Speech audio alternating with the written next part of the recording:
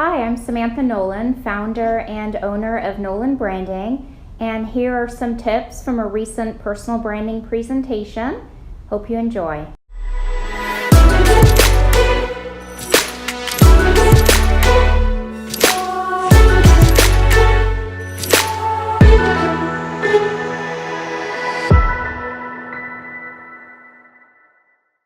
Resume is a very strategic picture of how you want to position yourself in the market today. So we only present years on a resume. That can actually close kind of a multitude of situations and help you out. So let's say you left one position March of 2016 and you didn't start another one until October of 2017. Well, that's a pretty hefty gap, right? And if we presented months, that would be seen, and it would be a very large question during the process, during the screening process and during the interview process if you got to that point. But if you just present years, it closes the gap. Now, no doubt, you might have to fill out an application and you'll have to disclose that information, but hopefully that application will be after you're screened in. Let's look at an example here of a quick resume with the qualification summary and a professional experience section with bulleted highlights. And then I'm pointing out this little italic sentence under the headline accounting experience.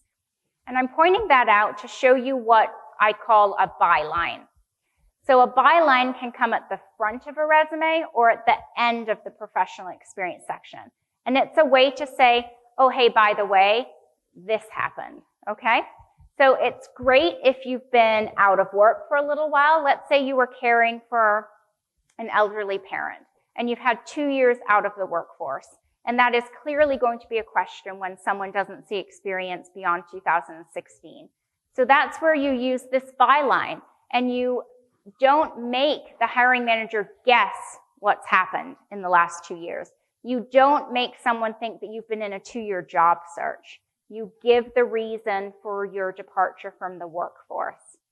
Likewise, if you're presenting, say, only 15 years of your 30-year history, and there's something that happened at the beginning of your career that you really want to highlight, feel free to use this byline at the end of your professional experience section. So at the end, you might say foundational experience with Xerox, completing their management training program, because that's a really well-known training program and people usually want to promote that even if it happened in the 80s, okay? And so you can use that byline to strategically bring things forward at the bottom of your resume without the context of dates. That's a really, really good strategy to remember when you have something to highlight or to overcome a potential disqualifier.